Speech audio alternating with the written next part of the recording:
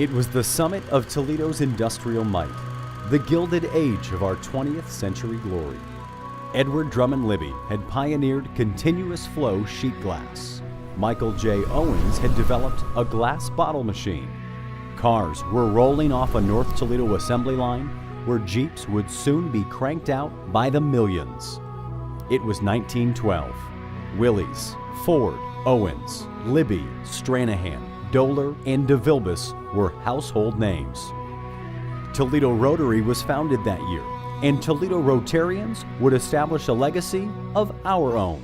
The growth of Toledo and the growth of this club would never be separated, as Toledo Rotarians would always play a major role in the leadership and development of this great city of Toledo. And as we seek our transformational impact projects of Century 21, our 20th century living legacies deserve mention. The overall purpose and mission, I can say Rotary was far-reaching under the leadership of Charles Fieldbach, who was the board president of Toledo Public Schools at the time, at the same time a Rotarian, and truly putting the community before self and recognizing that special needs students needed to get an education just as anyone else. It started with a boy named Alva Bunker, born in 1901 without legs and hands. His story was brought to the fledgling Toledo Rotary, and in 1916, they sent him to Detroit for specialized corrective surgery because no such facility was available here in Toledo. This would change. Shortly after, Emma Roberts and the District Nurse Association called upon Rotary President Charles Fieldbach for help in starting a school for disabled children. Remember, he was the school board president. Together with Superintendent William Gateau and Nurse Roberts, Fieldbach would establish the Crippled Children's School. Following his death in 1924, it was renamed the Charles Fieldbach School. And this boy, who did not know how to smile, who could hardly talk, came back to Rotary 3 years later and walked into the Rotary Club and climbed the steps to the podium and thanked the Rotarians for what they had done for him. And it brings a tear to my eye to this day when I tell that story. Alva Bunker did all right for himself. He finished school and became the assistant superintendent of a school for children with disabilities in Port Huron. The rest is living history. As the future Glendale Fieldbach Elementary School was taking shape, another Toledo Rotary initiative was underway, and its legacy also lives to this day. Well, what I say is that we change lives every day. Elyria, Ohio businessman Edgar Allen lost his son to a streetcar accident in 1907, all because there was just no hospital nearby.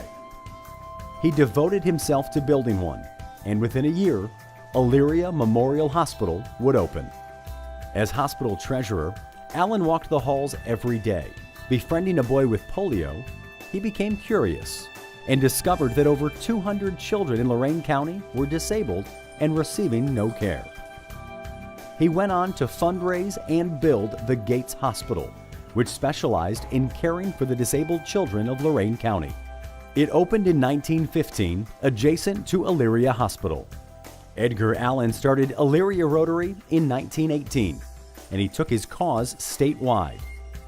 By this time, Toledo's club president Fieldbach was passionately committed to the fight for disabled children. At a 1919 meeting of Rotaries, several clubs came together to form the Ohio Society for Crippled Children.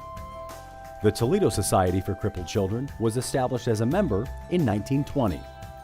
Needs change over time, and so did the Society's mission, eventually becoming a kindergarten for children with disabilities, operating in Toledo's Old West End. In 1974, the Society refined its mission to the charitable care of crippled or otherwise physically handicapped children and adults. They renamed themselves the Toledo Society for the Handicapped. In 1989, it was renamed the Ability Center of Greater Toledo. Rotary has been part of the Ability Center since our inception. So whether it's putting a student through a curriculum where they have higher hopes for what they can do as adults, or whether it's moving someone out of a nursing home, We try to offer really high impact services. Which brings us to our second century of service above self. On May 3rd, 2012, 100 years since our inception, the Rotary Club of Toledo presented our single largest contribution in club history to Metro Parks Toledo, benefiting the construction of Middle Grounds Metro Park. The search for our first transformative project of the 21st century was rigorous. The first criteria that was developed, it had to meet an unmet need in the community. It had to serve that unmet need. It had to be sustainable beyond our centennial year. It had to improve the quality of life for all the citizens of Northwest Ohio. And then it needed to leverage the resources and the talents of the Rotary Club of Toledo. Metro Parks Toledo was the perfect partner, and the first downtown Metro Park was the perfect transformative project to celebrate our first century of service.